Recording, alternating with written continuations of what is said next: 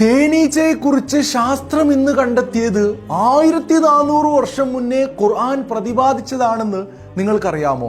ഷഡ്ഭുജാകൃതിയിൽ കൃത്യമായി അടുക്കി വെച്ച അറകൾ നിർമ്മിച്ച് വീട് നിർമ്മിച്ച് അതിൽ ഓരോ അറയിലും കൃത്യമായ അളവിൽ തേൻ നിറക്കുന്ന തേനീച്ചക്ക് എഞ്ചിനീയറിംഗിന്റെ വിദ്യകൾ ആരാണ് പഠിപ്പിച്ചു കൊടുത്തത്? വിശുദ്ധ ഖുർആനിൽ തേനീച്ചയുടെ പേരിൽ ഒരു അധ്യായം തന്നെ കാണാം. സൂറത്തുൻ നഹ്ലിലൂടെ അല്ലാഹു തആല തേനീച്ചക്ക് ബോധനം നൽകിയത് എടുത്തു പറയുന്നുണ്ട്. മലകളിലും വൃക്ഷങ്ങളിലും മനുഷ്യൻ കെട്ടുയർത്തുന്നതിലും കൂടുകൂട്ടാനും ഭക്ഷണം ശേഖരിക്കാനും അതിൽ നിന്നും ഉൽപ്പാദിക്കപ്പെടുന്ന തേൻ ഔഷധമാണെന്നും പഠിപ്പിക്കുന്നുണ്ട്. ചെറിയ 2 ആയത്തുകളിൽ വലിയ അത്ഭുതങ്ങളാണ് ഖുർആൻ ഒതുക്കി വെച്ചിരിക്കുന്നത്.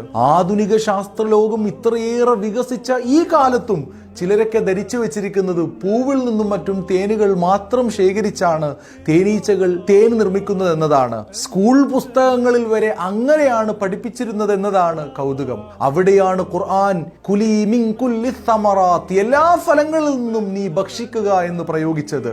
സ്ക്രീനിൽ തേനീച്ചകളെ പറ്റി മാത്രം വിശകലനം ചെയ്യുന്ന ഒരു വെബ്സൈറ്റിൽ കൊടുത്ത പഠനം നോക്കൂ. തേനീച്ച പല ഫലങ്ങളും ഭക്ഷിക്കുന്നുണ്ടെന്ന് അതിൽ കൃത്യമായി പറയുന്നു. ഇനി ഖുർആൻ ഈ 2 ആയത്തുകളിൽ പ്രയോഗിച്ച വാക്കുകളിലേക്ക് നോക്കൂ.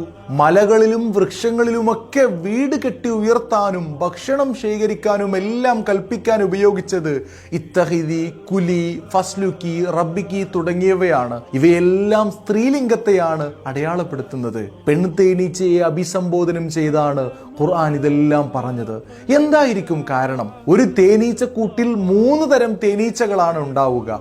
ഒരു റാണി തേനീച്ചയും മടിയനീച്ച എന്ന് പറയുന്ന കുറഞ്ഞ ആൺ തേനീച്ചകളും ഒരുപാടധികം ജോലിക്കാരി തേനീച്ചകളും. ഇതിൽ റാണി തേനീച്ചയുടെ ജോലി മുട്ടയിടൽ മാത്രമാണെങ്കിൽ ആൺ തേനീച്ചകളുടെ ജോലി റാണിയുമായി ഇണചേരൽ മാത്രമാണ്. ബാക്കിയുള്ള എല്ലാ ജോലികളും ചെയ്യുന്നത് ജോലിക്കാരി തേനീച്ചകളാണ്. ഇവർ പെൺവർഗമാണ്. ഇവരെ അഭിസംബോധനം ചെയ്താണ് ഖുർആൻ കൂടുണ്ടാക്കാൻ പറയുന്നതും ഭക്ഷണം ശേഖരിക്കാൻ പറയുന്നതും. സുബ്ഹാനല്ലാഹ്. ആധുനിക ലോകം ഈ അടുത്ത് മാത്രം തിരിച്ചറിഞ്ഞ ഇത്തരം ശാസ്ത്രീയ സത്യങ്ങളെ ഖുർആൻ എത്രയോ മുന്നേ പരാമർശിച്ചിരിക്കുന്നു എന്നതാണ് ഖുർആനിന്റെ അമാനുഷികത.